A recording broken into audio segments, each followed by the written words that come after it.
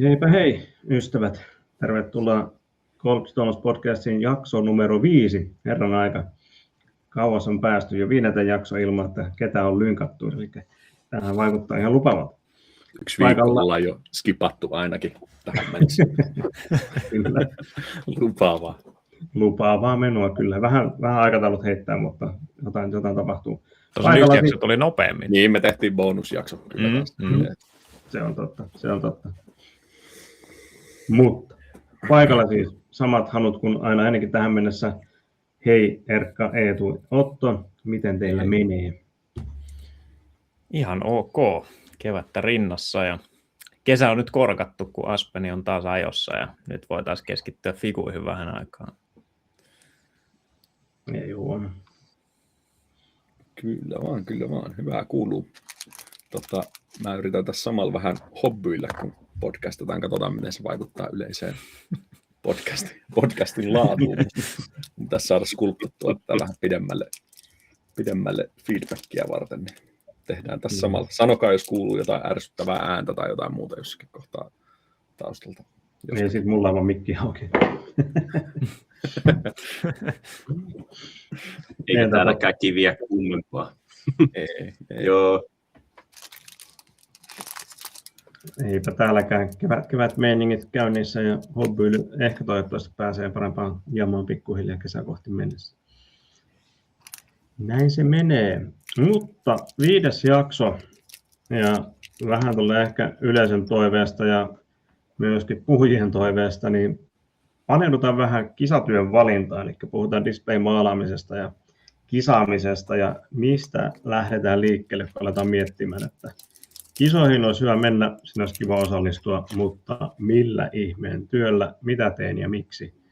Sukelletaan siihen tässä jaksossa, mutta aiheen lisäksi meillä on luvassa myöskin ihan hobbykuulumiset ja kansan kestosuosikki, Erkan erikoiskorneri tuolla loppupuolella jaksoa, eli kannattaa joko skipata suoraan sinne tai kuunnella koko jakso, näette mitä tapahtuu.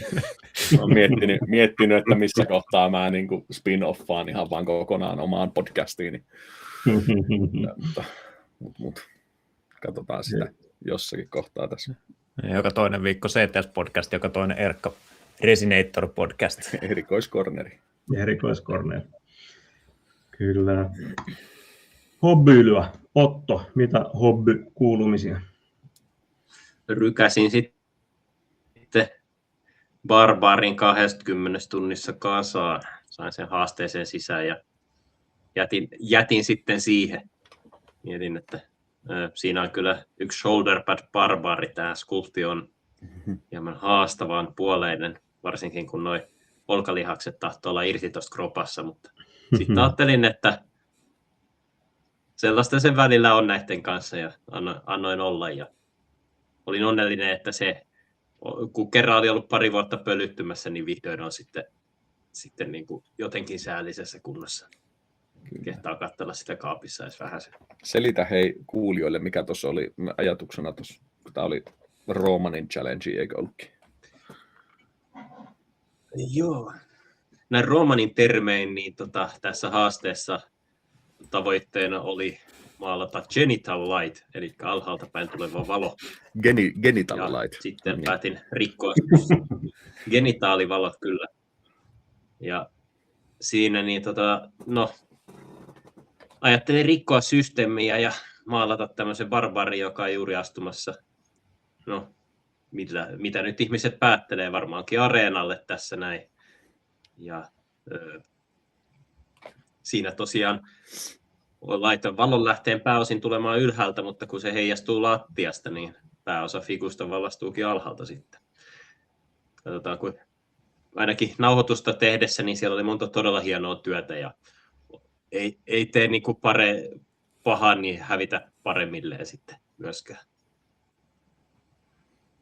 No, mutta kyllä, oli hauska. No niin, tunnelma välittyy ja nimenomaan se melkein kuulee sen yleisön taputtavan siellä taustalla, kun kaveri astuu areenalle. Kyllä. Sitten tuossa on monia siistejä juttuja, toi pikku cast shadow tuosta miekasta esimerkiksi ja kaikkea, niin on onnistunut mun mielestä kyllä. Haastava niin kuin lähtökohta lähtee maalaamaan tuommoista alhaalta päin. Tulee tosiaan valo. No siinä saa kääntää vähän. Ja siis siinähän on maalattu. Tämä ei ole ylivalottunut kuva, mä oon maalannut on ylivalottuneeksi tämän kiven tuossa kanssa. Kyllä. Toimii. Pieniä niin kokeiluja myös tämän valon suhteen. No niin. Pölyttymisestä perässä vaan. puhuttiin. Voi laittaa referenssikuvat perässä. Oliko sulla toi sama idea silloin, kun tämä oli sieltä Alfonso Workkarista tämä Figu? Niin, Kyllä vaan. teit sä tätä samaa ideaa siellä jo vai? Idea oli täsmälleen sama idea. Ja itse asiassa taitaa mennä melkein tuo valoviivakin siinä kohtaa, mihin mä halusin sen. Mutta nyt sitten taas pari vuotta viisaampana olin silleen, että no pahus, pitääpä tehdä kaikki taas alusta alkaen uusiksi. Lähdin sitten työstämään. Kova. Toimii. Kovaa ajoa niin sanotusti. Ernesto. Joo. Mä kävin pitää workshopin taas Espoossa. Oli hauskaa niin kuin dioraman maalausta. Color and Light in dioramassa taisi olla se niin kuin virallinen nimi.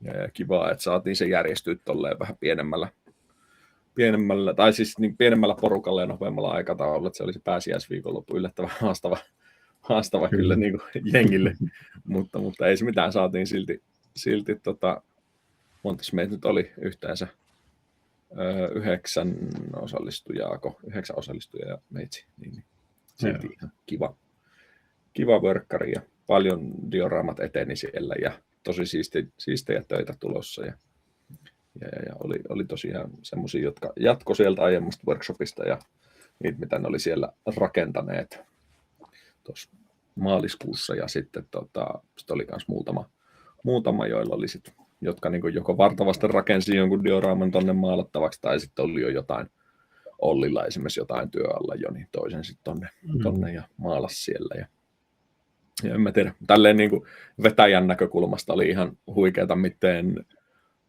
rohkeasti jengi tavallaan lähti kokeilemaan niitä juttuja, mitä siellä käytiin läpi. Et paljon esimerkiksi yritin opettaa sitten tavallaan tonal varietin ja tekstuurivarietin hakemista niin kuin luonnonmateriaaleissa, mitä niin kuin taas sitten Alfonso on esimerkiksi meikäläiselle yrittänyt terottaa niin se on ollut ajoittain itsellekin vaikeaa, niin sitten oli hauska nähdä, että noin niin kuin rohkeasti porukka lähti sitten ottamaan vaan vituusti erilaisia sävyjä paletille ja aina sotkemaan tavallaan sen base coatin silleen, että siellä on oikeasti sitä vaihtelua, niin se oli kyllä kivaa ja sitten niin kuin näkyi myös lopputuloksissa ja oli hauska just. Mulla jäi mieleen esimerkiksi yksi osallistuja, joka niin alussa vähän ehkä varovasti lähti sitä niin kuin omaa beissiä maalaamaan semmoisilla niin aika turvallisilla sävyillä, mitä me nyt yleensä voitaisiin jossain metsämaisemassa käyttää. Ja sitten mä heitin sille paletille jotain magentaa tai jotain, ja olin silleen, että no niin, että ei mä itse asiassa sotkin sen työhön magentaa johonkin kohtaan, ja olin silleen, että no niin, että nyt niin että niin kuin jotenkin laita toimimaan, ja se avasi kyllä kivasti. Ja oli siis, kysyin luvan, en uskaltanut niin kuin ilman lupaa heittää mitään sinne kuulumatonta väriä, mutta joo, avasi ehkä vähän silleen sit, tai niin kuin jotenkin rohkeammin lähti sitten. Kauhean FOMO iski ja iskee vielä lisää, että joudut vetämään toisen vedoksen kyllä jossain vaiheessa. Kyllä. Se itsekin motivoisi lähteä.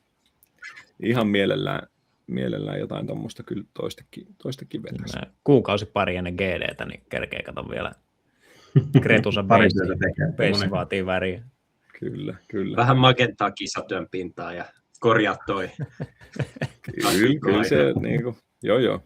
Kyllä mä luulen, että siellä varmaan kisoissa tullaan näkemään joitakin niitä töitä, mitä siellä on tulossa. Ja semmoista pientä GD-hypeä saatiin kanssa rakenneltua, että ainakin toi Lauri ja Lassi innostui nyt, että ne lähtee kanssa demoniin mukaan ja tälleen mukava saada.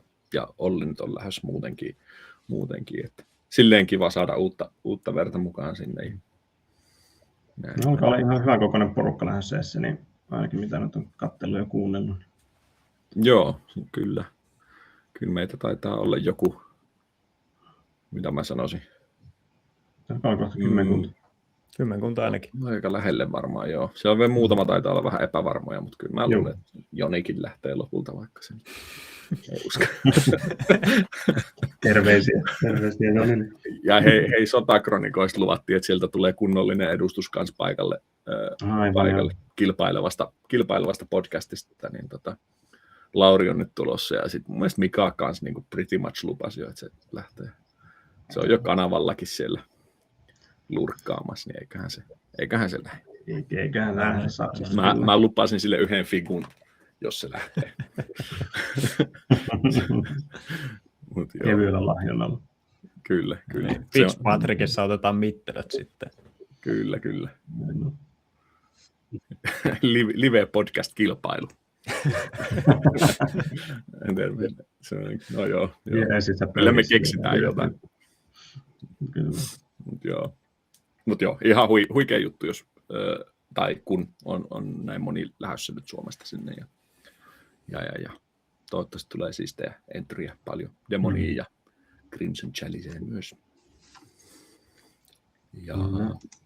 Ja sitten tuossa oikealla on mä kanssa siinä niin kuin ennen sitä workshoppia niin päivän tämmöisen priva-workkarin pidin sitten tälle workkarin järjestäjälle siinä. Pitkä perjantai maalailtiin niin, naamoja ja volumetria aika pitkälti. Ja tuossa on nyt oma vampyyrin naama, mikä sieltä valmistui. Ja sitten sniperia duunailin siinä odotellessa ikään kuin aina välillä vähän. Mutta sellaista. Ja sitten on GD-työtä vähentänyt, mutta siitä, että saa podissa kuvia. Tämän verran näette. Mind blown. Kyllä. Toppikuvat lähtee pyörimään tuosta laatikosta. Mä oon spoilannut jo kaiken. Mitäs Tutankhamon? Tutankhamonilla on kuten viime vai toisessa jaksossa mainitsin, pelinappulaa tulee tässä kevään pintaa, että pidettiin tuossa meidän pelihuoneella pari hobbypäivää, meitä oli muutama siellä maalailemassa, niin noita novicietteja duunailin sitten armeijaa varten, ja sitten on edelleen samaa tankin mötikkää tuossa väännellyt menemään, ja päättymätön projekti tuntuu olevan, mutta kyllä se sieltä pikkuhiljaa etenee. Nyt on päästy öljyillä leikkimään, ja nyt tuossa kun tunti ennen podcastia nappasin kuvat siitä, ja tuli semmoinen, että ei hitto, että tulikohan sotkettu vähän liikaa öljyjä, ja vaikka siitä nyt tosi suttuisen näköinen onkin tarkoitus tulla, mutta ehkä vähän siistiä vielä ja muuta, mutta valkoinen on kyllä aika rankaseva väri noiden öljyjen kanssa, sitten kun mä en osaa kynäruiskuttaa sitä yhtään, niin vähän semmoinen mössöpinta. On aika puhtaan valkoinen noin niin kuin lähtökohdaltaan myös, vai onko? Niin, no siis toi oma pohjamaalasin sen silleen niin kuin ihan vähän sotkin jotain white sandsia valkoiseen, mutta muuten. Joo. Niin kuin tavallaan se box arttihan on musta, mutta armeijassa kaikki on valkoista, niin tehdään samalla teemalla. Mutta että sanotaan, että en toista kisatyötankkia kyllä tee täysin valkoisesta, ellei se ole semmoinen wintercamo, mitä voi vähän pestä pois siitä aina kulunut.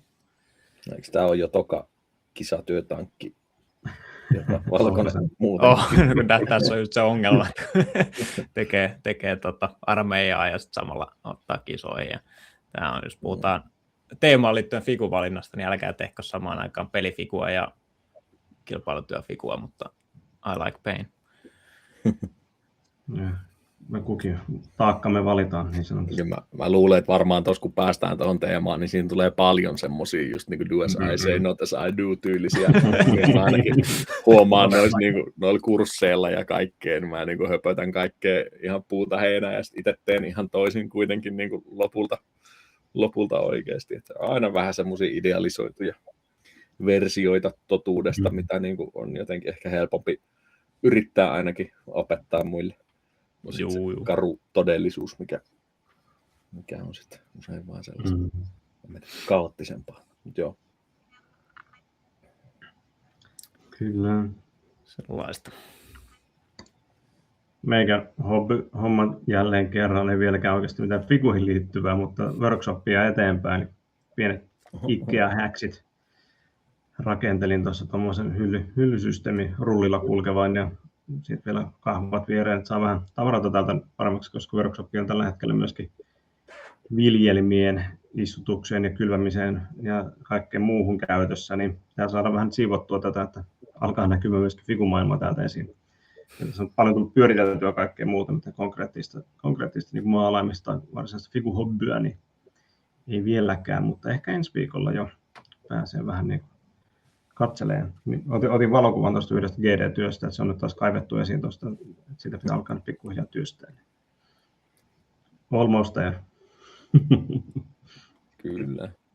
Mun mestari tässä oheistoiminnassa. Kaikki muut onkin lähdössä sitten GD ja minä SMC. Niin tässä niin, tulee ihan ernu olo. Totta. Niin joo, mutta hyvä sinnekin on. Vähän kyllä houkuttelisi se SMCkin, mutta en tiedä. Mä yritän vastustaa kiusausta. No hotellikaveri tässä etiskelee, että ei mitään paineita. Siinä olisi kiva lähteä joku semmoinen vuosi, että siellä olisi noin niin kuin mallaripuolen tyyppejä lähös, mutta nyt ymmärtääkseni ei kauheasti ole niin kuin tänä vuonna. Kuulosti siltä ainakin. Niin on vähän silleen. En mä tiedä. Ja sitten siinä on kuitenkin se GD ja toi Monte ihan samoin.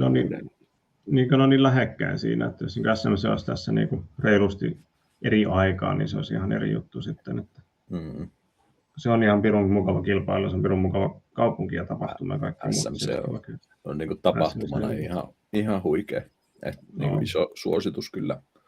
Jos niin kuin kiinnostaa semmoinen tavallaan iso convention-meininki niin kuin figumaalauksen ympärillä, niin se on siihen ihan paras. Et siellä on niin kuin iso se kauppa tai kauppiasalue, mitähän siellä on niin kuin tyyli jotain 100 tai päälle 100 vendorista, joku ihan älytön määrä ja iso se kisahalli ja kaikki on samassa hallissa näytillä ja on workshoppeja ja on muuta oheistoimintaa. Achibar on siinä niin kuin heti venuella ja muuta. Mutta kova suositus myös tuommoisena niin kuin perhelomana. Eindhoven on tosi mukava paikka, Veldhoven siinä vieressä ja niin kuin SMC on tosi kiva käydä vaan katsomassa, koska sen töitä on niin paljon, on selkeästi esitetty, pääsee niin ottaa fiiliksen siitä, jos ei ole lajissa sisällä. Ja sitten siitä on helppo kuitenkin julkisillakin vaikka kulkea Eindhovenin puolella ja siinä on tosi mukava viettää viikonloppuun hyvän ruoan ja juoman parissa. Ja joo, sitten mun mielestä niin bussilla olisiko sitten mennyt yli vartin sinne niin kisapaikalle sieltä Eindhovenin keskustasta, että se on kyllä kans ihan näppärä vaihtoehto. Kyllä. On aina ollut Eindhovenin puolella yötä, kun SMC:ssä on ollut ja se on kyllä myös mukava kaupunki vaan illalla kuljalla ja sitten kulkee bussilla vaan kisapaikalle, kun sitä tuntuu. Suositukset. Jos ei lähde perhelomalle, niin suositukset siihen Königshoffissa yöpymiseen, se on kyllä kanssa aika makosaa, että niin kuin on tavallaan samassa paikassa se tapahtuma ja majoitus ja kaikki. Ei tarvitse välttämättä hirveästi poistua sieltä Königshoffista viikonlopun aikana. Eli vähän semmoinen Ropekon kokemus, mutta pelkillä niin, figuilla. Aika lailla. Ja kovatasoinen kisahan se on. Niitä töitä on ihan älyttömästi siellä. Kyllä se aikaa saa kulumaan ihan vaan, kun kiertelee niitä. Kyllä. Ja siellä on joku 40 kisakategoriaa tai jotain muuta vastaavaa. Ei niitä lasketa pienoismallareilla niin helvetisti kaikkia jotain vittu vuosiluvut ja skaalat ja käyttötarkoitukset ja mitä tahansa. Sama vaan kaikki. Kulkuvälineet. Ropekon meiningillä vehikleissä. No joo, ei, se on tietysti oma maailmansa se. Ja niitä on kyllä kiva päästä siellä näkee kanssa, että ne on kyllä, se on mun mielestä niin kova tasoisin tommonen niin mallaritapahtuma tai tänä päivänä. Jos haluaa myös sitä puolta nähdä, niin siellä näkee kyllä parhaiten. Se on juuri näin. No, päästiin kisoihin, niin päästään myös aiheeseen kisatyön valintaan. Ja tuossa vain pähkääntiin, että voitaisiin alkuun ihan vain jutella omista. Minkälaista kisatyötä on tähän kisakauteen nyt suunnitteilla ja miksi juuri sitä? Ja päästään sitä kautta sitten vielä vähän tarkemmin juttelemaan tuosta, että mitä tulee ottaa huomioon, kun aletaan kisatyötä miettimään. Ja meidän mielestä siis, minkälaisia sudenkuoppia siellä on ja ylipäätäänkin kaikkea aiheeseen liittyvää. Mutta mitäs kisakausi 2026? Kisatyöt alkaa olemaan varmaan jollakin lailla mietinnässä tai valittuja, niin mitä löytyy ja miksi juuri ne? Aloitetaan vaikka Eetusta. Anna palaa.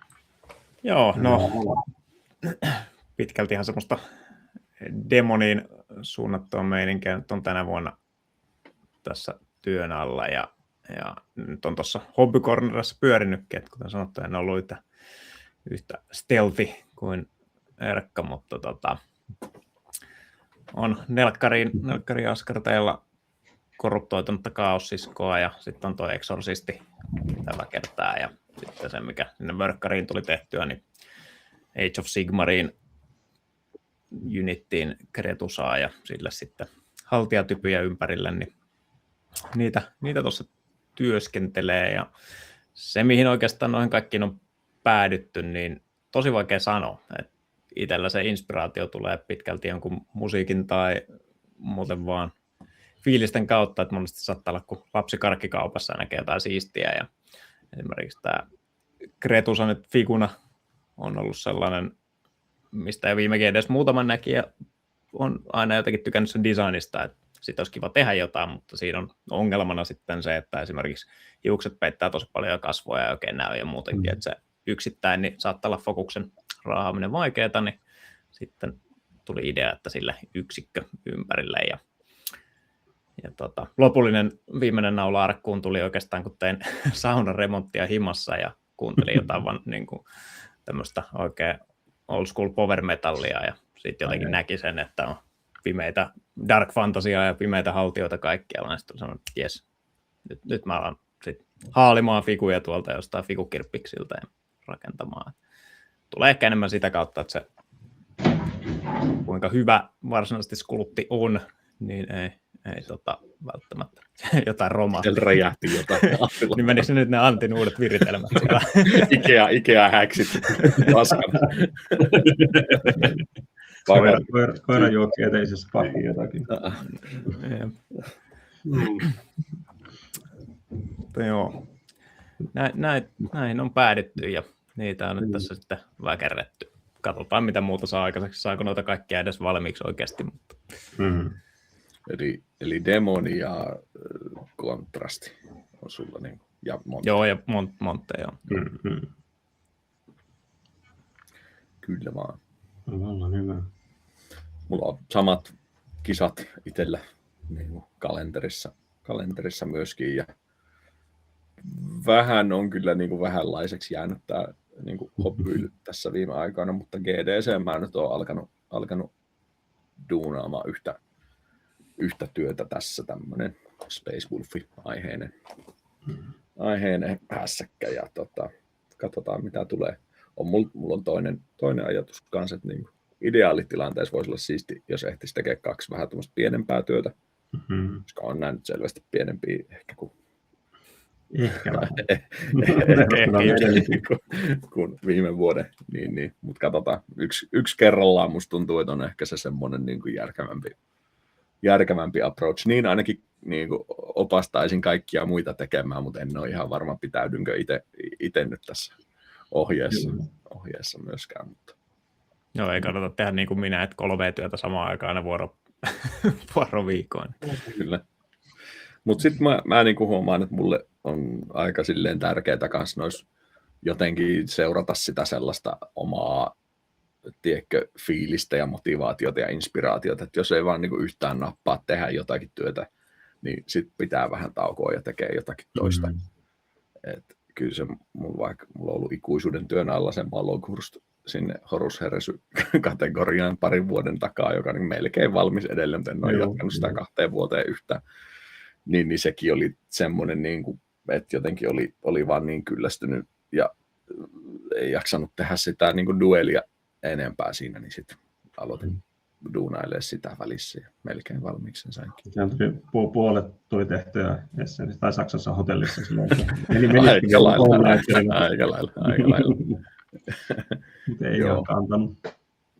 Ja sitten kontrastiin lähdössä, mutta nyt vähän niin kuin uhkaavasti näyttää siltä, että en ehkä jaksa tehdä sinne mitään uutta tai kerkeä tehdä sinne mitään uutta. Kyllähän tässä siis kerkeisi, mutta sitten tuntuu, että mieluummin en niin kuin jättäisi liian tiukalle tuota GD-työtä, että ennen ehkä työstää sitä nyt jo tästä niin kuin tässä kohtaa ja sitten vie sinne kontrastiin jotain noita vanhempia töitä sitten. Mutta sielläkin olisi niin miljoona kategoriaa, että niin kuin heti rupeaa kutkuttelemaan, kun katsoo sitä kategorialistaa, jotain historikaalia ja storytellingia ja joku Unity. No Unityin mä ajattelin vielä, mutta Trench Crusade ei, mitkä mä tuossa maalisin.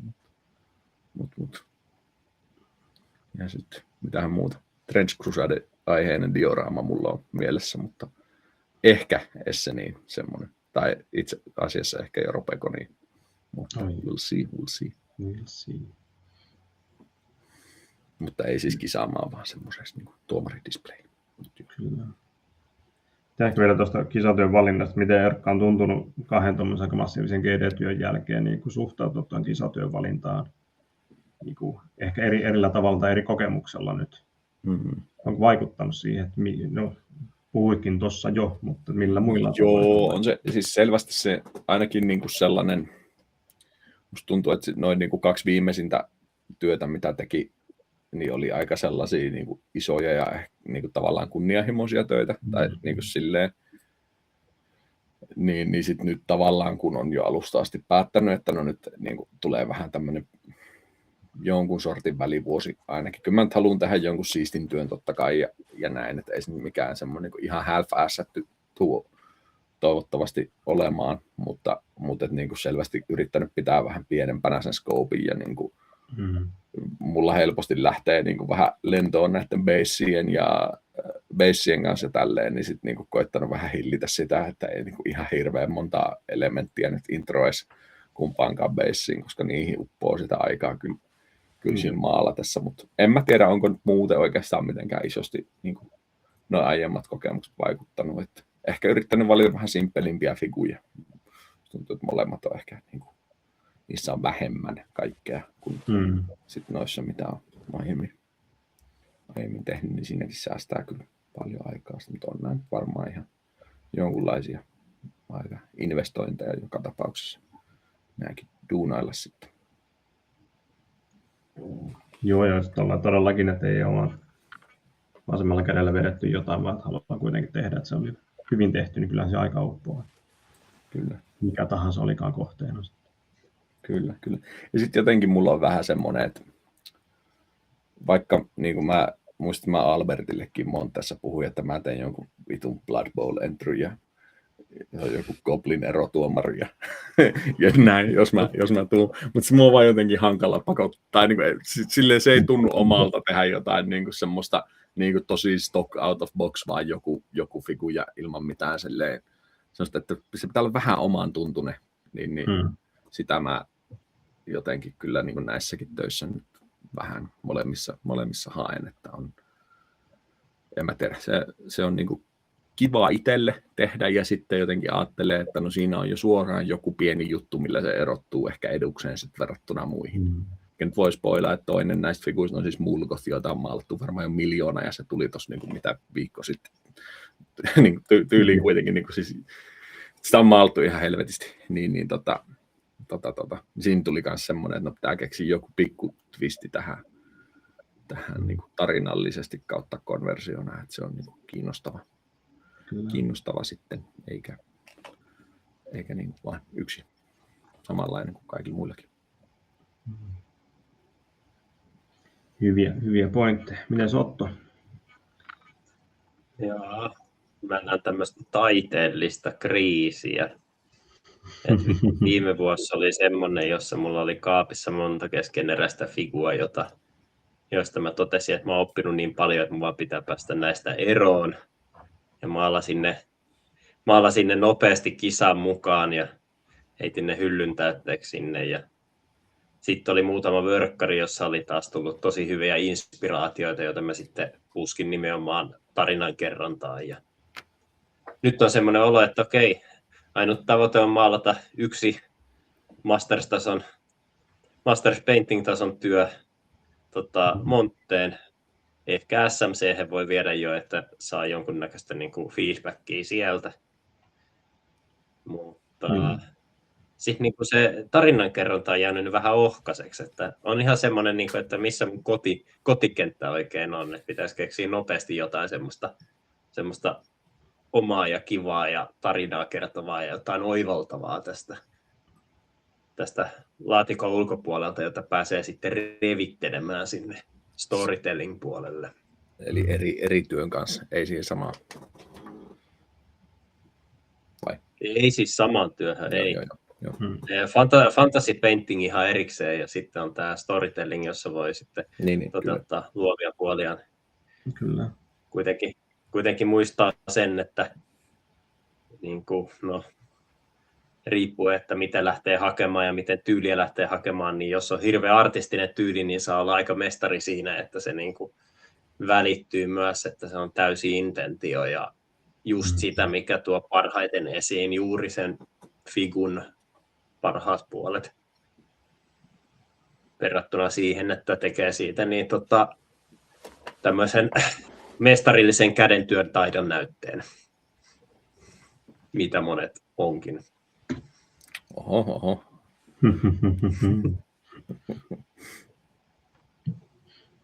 Joo. Toimii. Mutta tosiaan pari ideaa, jotka on hyvin silleen niin kuin tangentilla, mutta on niin erilaisia tällä hetkellä, että en ole saanut aikaiseksi aloittaa niitä vielä. Katsotaan, jos mahdollisuus vielä tarjoutuisi. Kyllä vain. Eli sulla varmaan sit on niin kuin aika hyvin mahdollista tehdä samat työt ikään kuin molempiin kilpailuihin, että ne on kuitenkin niin lähekkäin siinä. Kyllä vaan. No. Varmaan aika lailla löytyy kategoriat kumpaankin sieltä samankaltaiset. Se on ihan hyvä. Joo.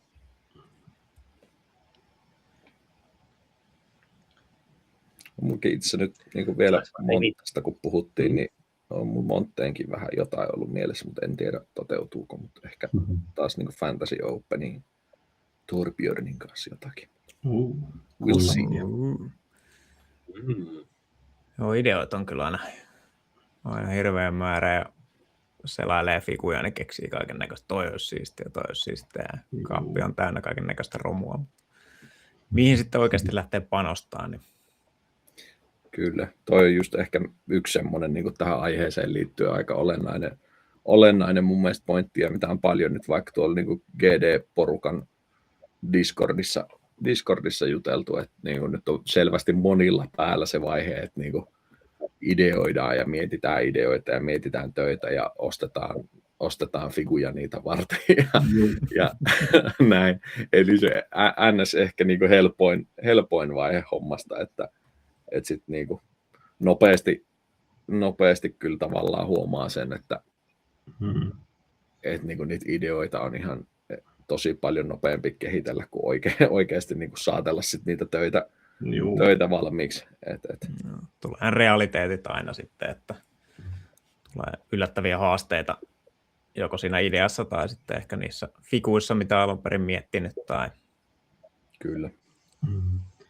Toi menee aika pitkälti siihen niin mun tämän vuoden plääniin, että tähtäimessä on Essen, eli GD ja toi Crimson Chalice ja Montti on vielä vähän kysymysmerkki.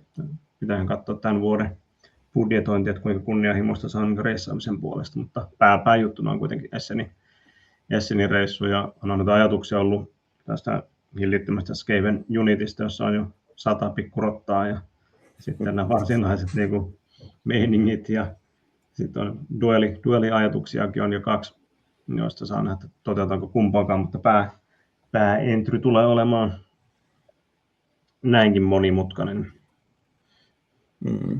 Että tavallaan sen realiteetit siinä, että ihan turha alkaa tekemään mitään hirveän monimutkaista, jos niin maalaaminen ei ole kuitenkaan niin ehkä ollut se tuottelijan juttu, niin koittaa pitää se mahdollisimman simppelinä. Ja toi lottery entry ja sitten tuohon Crimson Chalicein tulee myös singleen, ja jos saa aikaiseksi, niin sitten siihen openiin semmoinen kuitenkin simppeli tarinankerronnallisempi juttu, että siinäkin on vain niin yksi viku, mitä sitten toi niin base, jolla kertoo sen tarinan oikeastaan siinä. Niin, että kisatyöt, kunnianhimo ehkä laitettu takataskuun ja lähdetty realiteettien mukaan, että mahdollisimman simppeli, jonka pystyy tekemään niin hyvin.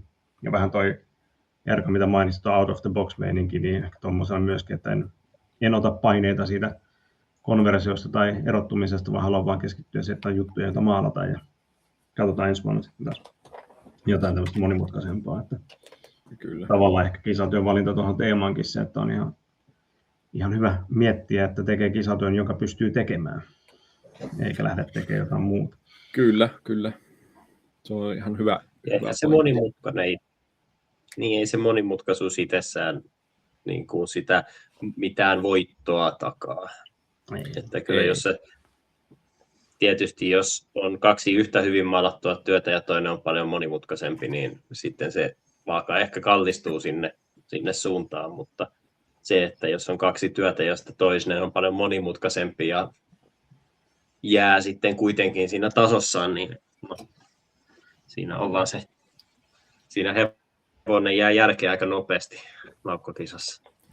Kyllä, ja sitten tuossa niin kans tuo monimutkaisuus oli mun mielestä hyvä sana tuohon, koska eihän se niin kuin, esimerkiksi vaikka omat nämä, no ehkä tämä niin kuin Wolfityö on vähän monimutkaisempi, mutta vaikka se niin kuin Mulgoth-konversio, niin sehän on lopulta ihan tosi simppeli juttu, että se ei niin kuin, tavallaan tarvitse välttämättä olla mitään monimutkaista myöskään se konversio, että ehkä just helposti sillä ampuu itseänsä jalkaa, että lähtee jotenkin yrittämään liian monimutkaista ja vaikeaa juttua ilman, että on ehkä ensin niin kuin harjoitellut jotenkin pikkasen sitä hommaa semmoisilla niin kuin simppelimmillä, helpommilla konsepteilla. Tai silleen ainakin itsellä on ehkä lähtenyt nuo työt, että no ensin tavallaan niin kuin pelifiguihin teki pikku konfeja ilman sitä semmoista kisatyön painetta, ja sitten sen jälkeen kun alkoi maalaa kisatöitä, niin sitten niin kuin ne oli ensin tosi semmoisia maltillisia tavallaan ne konfit, mitä sinne teki ennen kuin sit uskaltautui lähteä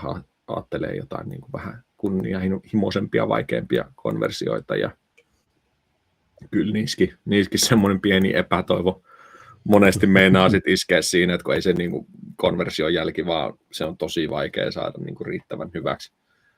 Ja just tämä, niin kuin, että tämä rakentelu ja skulptausvaihe kestää yleensä ihan vitun pitkään ja tekisi mieli vaan päästä maalaamaan, niin on siinä on huonoja puolia myöskin. Että paljon edelleen noissa kisoissa pärjää kyllä ihan stokkihommillakin hyvin.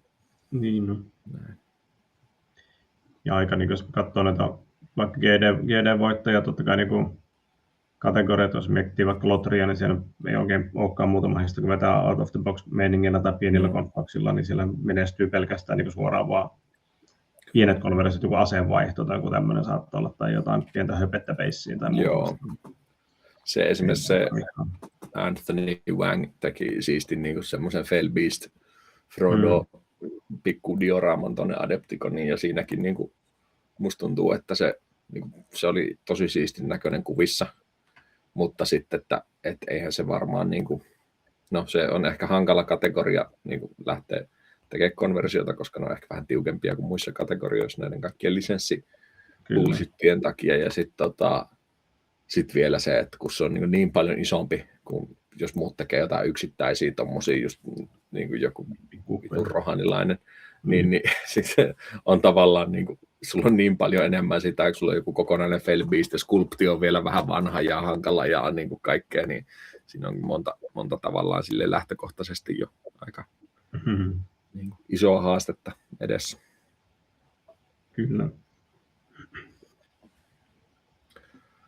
Se oli mun mielestä siisti kanssa, että nyt tässä viime Adepticonista Daniel Jolene, jolla oli siis niin kuin jotenkin kisatyön valintaan liittyen ehkä niin pientä semmoista tavallaan ja onko se, monet puhuu niin kuin vähän taktikoinnista, mutta sitten toisaalta ehkä myös semmoista niin kuin ihan järkevää niin kuin kategorioiden tason huomioimista siinä, että se oli se mun mielestä tehnyt AOS-singleenkin, mikä on yleensä vaikea, mutta että se oli tehnyt monta semmoista niin kuin yhden figun entryä, tommosia, se oli Lotteria, Blood Bowl ja Necromunda ja niin kuin tämmöisiä niin kuin vähän pienempiä, ehkä vähän pehmeämmän tuntuisia kategorioita. Ja voitti sitten useamman demonin myös sillä, mutta ihan stokkin meiningillä ja semmoisia niin pikkuentryjä vs. joku yksi massiivinen juttu. Sekin on just tärkeä sille, että mitä tavoittelee, ja just niin kuin Antti puhui tuossa, että mikä on realistista tehdä, että hyppääkö semmoiseen massiiviseen vai tekeekö sitä useamman pienen shotgun approach ja useampaa kategoriaa, mutta silleen just se, että mikä tuntuu sekä inspiroivalta että sitten semmoiselta, että omat taidot riittää ja just niin kuin sanoitte, että konversiot on vaikeita saada näyttämään hyvältä, niin muuten hyvän fikun tai hyvän maalausjälleen voisi toki pilatakin sillä, että itse on esimerkiksi siinä vähän maltillisemmassa vaiheessa, että aika mietoja on kaikki nuo muokkaukset, mitä duunailee. Etenkin kun puhutaan GV-meiningeistä. Kyllä no ehkä tuossa isossa... Sano vaan. Suomalaiset. Anna mennä. Joo, niin tuli mieleen siitä niin kuin skaalasta kanssa, että mä moneen kertaan vajosin justiin näissä projektien niin monimutkaisuudessa just siihen ansaan, että no aina on seuraava vuosi, että jos ei nyt ihan tähän kerkin, niin seuraavaan vuoteen sitten. Siinä vaan tulee se, että sitten niin kuin, sillä on syynsä, miksi asioita kannattaa saada valmiiksi, koska sitten kun ne alkaa tavallaan vanheta ne ideat ja vanheta ne niin kuin maalaustaidot, että mikä näytti 2 vuotta sitten ihan sikasiistiltä, niin nyt katsoo sitä ja toteaa, että maailman platkuimmat kasvot. Niin se on aika lohdutonta sitten, jos se on keskeneräinen ja se pitäisi vielä viedä kisaankin tai saada edes valmiiksi. Eihän kaikkea tarvitse viedä kisaan. Se on se niin kuin totuus, mutta tietysti onhan se kiva, jos on monta tuntia laittanut, niin viedä se edes jollain tavalla näytille. Kyllä. Ja sitten tulee ehkä myös se, että niin kuin jos liian pitkään roikkuu joku työ tolleen tekemättä, niin sit sitä voi olla hankala jatkaa, jos on oikeasti muuttunut vaikka paljon se tapa, millä tavalla maalaa. Mulla on ainakin just Imperial Fist Squad tuolla odottelee edelleen ja pari tyyppiä kuitenkin niin kuin silleen reilusti yli 100 tuntia käytetty per figu, niin kiva niin kuin niilläkin olisi jotain tehdä joskus, mutta en mä tiedä, ei se toisaalta mua hirveästi haittaa, että nyt on kesken. Mä en jotenkin pode hirveästi syyllisyyttä tämmöisistä keskeeräisistä projekteista välttämättä. Niin kauan kun niiden kanssa on ollut kivaa, niin se on kotipäin. Sitten on oppinut jotain. Tuommoinen niin kuin Chris Clayton approach, että ottaa jotain, jos vaan alkaa GDC, niin ottaa jotain GV-juttuja, joka tuntuu kivalta ja maalaa, ja sitten kun se on valmis, niin vie sen seuraavaan. Että siitä ei olekaan, että se pitää nyt olla tämän vuoden esseni, vaan tämä on iso projekti, ja mä teen tätä niin pitkään kuin tämä vaatii, ja kun se on valmis, niin sitten vaan seuraava mahdollisuus, minne sille hyökkää, niin menee. Että ei olekaan se niin deadline siinä kisassa, vaan se, että no, kun työ on valmis, niin sitä kehtaa näyttää jonnekin, ja sitten milloin se taas sattuu olemaankaan. Toki noita kisoja muitakin kuin GD, mutta jos mä siitä vaikka puhuu, niin sitten saa niin kauan kun maalaa GV-juttua, niin sillä on aina paikka. No, se on vaikea ottaa GV-fiku hyllystä, jos ei sitä maalaa pelipöydällä. Et ajattelee sitä missään muussa kontekstissa, kuin että voisiko tämä toimi GD-ssä. Kyllä. Se on ehkä myös noissa isoissa projekteissa sellainen, mikä ainakin, minkä olen itse kokenut tärkeäksi, että jos nyt lähtee tekemään jotain semmoista isompaa ja vähän kunnianhimoisempaa juttua, niin ehkä alussa oikeasti miettii sen niin kuin realiteetit tavallaan siihen, että paljon siihen vie aikaa ja että miten sä tulet oikeasti tekemään siinä kaikki ne jutut. Että se oli vaikka siinä mun duellissa, että se oli vähän sellainen, että no jos joku muu olisi heittänyt mulle semmoiset, että no teen tämmöisen veteen putoavaa Space Wolf tappelee tyrannidia vastaan ilmassa ja vesi roiskuu ja hännän palaset roiskuu ja muuta, niin se tavallaan niin ajatuksen tasolla kuulostaa vähän siltä, että okei, että vähän niin kuin haastavaa ehkä toteuttaa, että miten teet, niin se jotenkin, että mä lähtenyt sitä tekemään ennen kuin mä olin miettinyt, että ainakin teorian tasolla niin kuin se pitäisi olla ihan mahdollista, ja se on mahdollista tällä ja tällä tavalla. Ja just niin kuin mietti kaikki ne jutut, mitä siellä piti skulptata uudelleen, että ne on semmoisia asioita, mitä pystyy siinä kohtaa skulptaamaan, että mun piti jotain tyrannidin selkärankaa vähän jatkaa, tai tyrannidin häntää skulptata, tai Space Wolfin hiuksia, ja niin kuin tämmöisiä tavallaan sit itselle tutumpia juttuja siinä Space Wolfin kohdalla, mutta siinä tyrannidissa yritin pitää aika minimaalisena tavallaan kaiken sen niin kuin uudelleen skulptaamisen, mitä siinä tartti tehdä.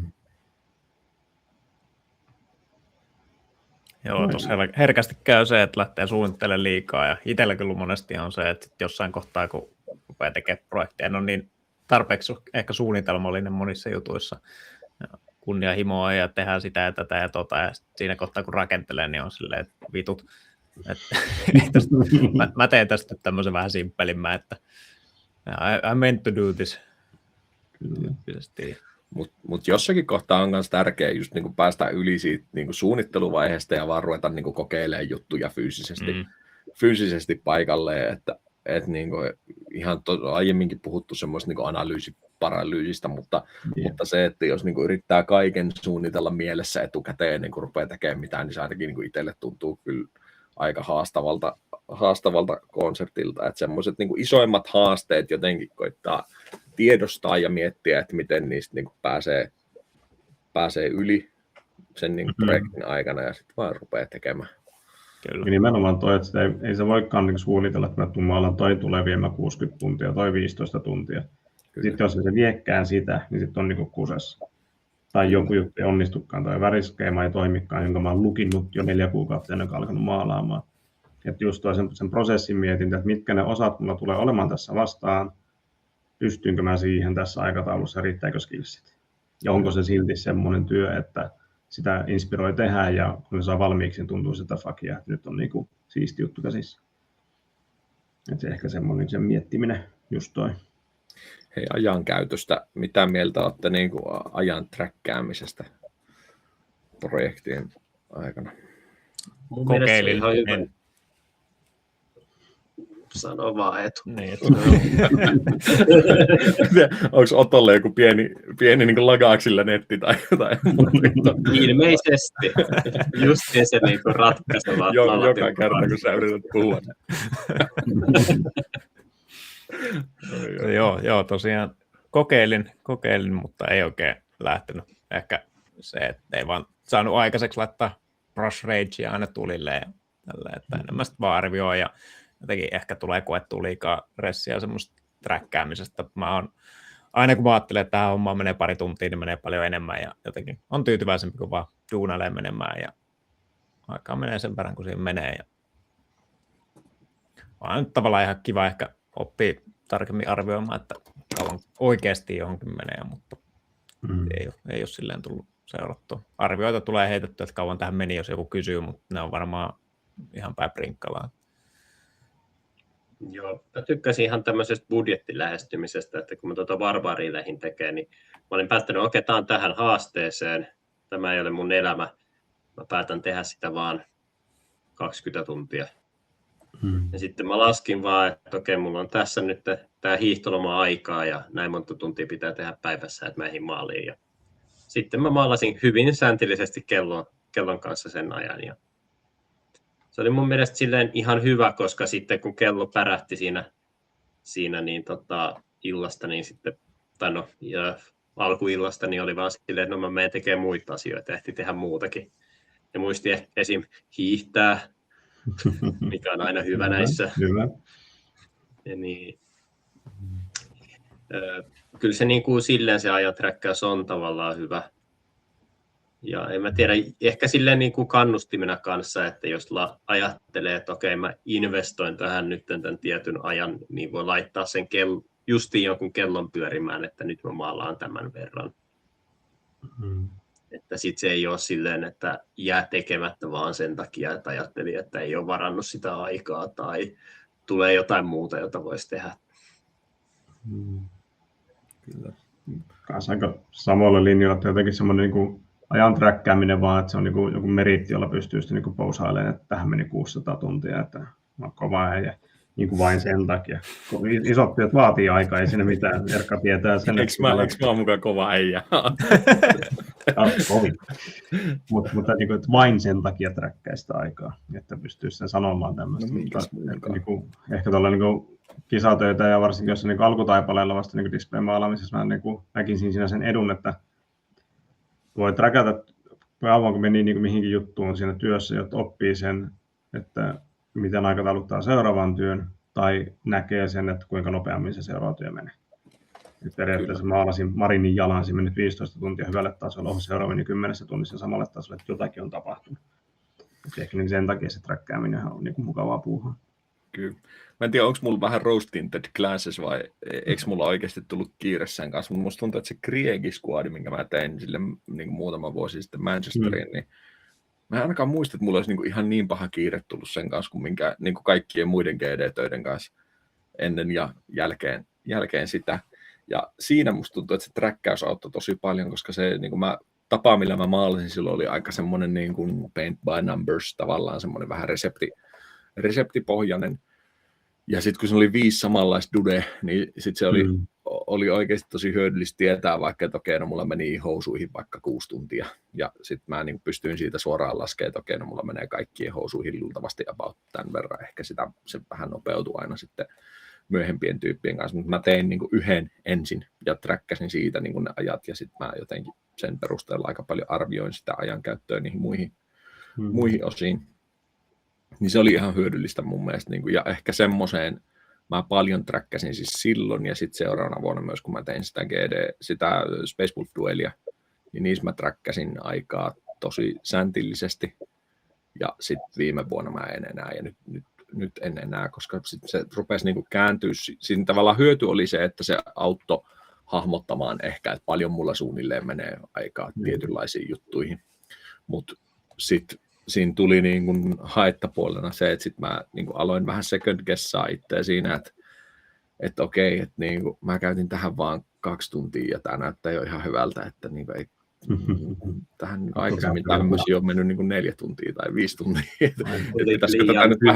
Pitäisikö tätä nyt vähän hieroa vielä lisää ja ei jotenkin, niin kuin, en mä tiedä, se meni vähän sellaiseksi, niin kuin, että sit siitä ei niin kuin enää ollut mitään hyötyä oikeastaan siitä träkkäämisestä, niin sitten on nyt sitä. Eli siis, onko se siis selkeästi sun lähestymistapa oli, että se tavallaan, tai Paint by Numbers ainakin niin, että teet yhden, siitä otat estimoit lopputyön vaatiman ajan, mutta ootteko te käyttänyt enemmän sitä, että vaan seuraa kuinka paljon aikaa menee vai silleen, että budjetoi sen, että mä käytän näin paljon tähän ja sitten tohon ja nimenomaan vai? Seuraamiseen. Musta tuntuu niin jotenkin tuommoisten niin kuin kisatöiden kanssa, musta mä budjetoin siihen sen aikaa, mitä mä kerkeen tähän ennen sitä kisaa, että se on se mun budjetti on se, kun se pitää iskeä sinne vitriineihin jossakin kohtaa, että sitten vaan niin paljon kuin jaksaa ja kerkeä ja ehtii siihen mennessä tehdä, niin niihin tulee yleensä käytettyä, että se on niin kuin ollut tavallaan just niin kuin seuraamiseen ja sitten tommoseen vähän arviointiin, mutta ei semmoisena, niin kuin, että no niin, nyt kun on tämä tuntimäärä on käytetty, niin sitten on pakko lopettaa tyylisesti, mitä sä kuvailit tuossa, niin silleen en ole kyllä kokeillut missään kohtaa. Mä oon tosiaan huomannut, että silleen, jos on aikapaineessa, niin mulla on henkilökohtaisesti auttanut se, että mä tosiaan sanoin, että mä voin keskittyä tähän tämän ajan, ja sitten mä siirryn seuraavaan. Että tavallaan sitten, jos miettisi kisatyötä, niin semmoinen niin kuin jatkuva sykli, jossa käy tiettyjä osia ja vie niitä eteenpäin tietyn ajan. Ja sitä jatkaa, kunnes se on pakko laittaa hyllyyn. Se toisi semmoisen potentiaalisen, koska aina voi parantaa jotain. Aina voi lisätä se 1, 5, 6 asteen heijastuksen, joka tekee siitä ultrarealistisen. Mutta se, että kerkiikö sinne, niin pitää tehdä ekana kaikki muut heijastukset siinä ennen ja näin edelleen. Esimerkiksi. Kyllä, ihan kiinnostava ajatus. Ehkä vähän tuosta tavallaan sama, mutta toiseen suuntaan tämän ajankäytön tiedostamisen sen kisatyön valinnassa myöskin, että kun suunnittelee sen hyvin niin miettii, että mitkä asiat tässä tulee viemään aikaa ja kuinka paljon ja paljonko niitä on. Että jos niitä alkaa tekemään, että joo, mä haluan maalata aina 100 pientä rottaa tähän, niin onko mulla aikaa ja jaksanko mä maalata 100 pientä rottaa? Milloin mä teen niitä, milloin mä teen jotain muuta, vai teenkö mä vaan 3 kuukautta putkeen niin identtisiä rottia? Tai palaako siihen? Kun jotenkin toi Slayer ja David Aroba sitä, että kun alkoi maalaamaan sen dioraamaan sitä niin kiviosan, niin tässä on ihan pirusti kiveä. Ja ne pitää vaan maalata niin pirun hyvin. Ja sitten maalataan vain kiveä. Sitten niin voisi maalata salohharja tai jotain muuta vastaavaa tehdä paremmaksi, mutta ei kun pitää nyt maalata nämä 150 kiveä, jotka tässä on. Kyllä. Sekin täytyy tiedostaa, että kisatyötä valitessa.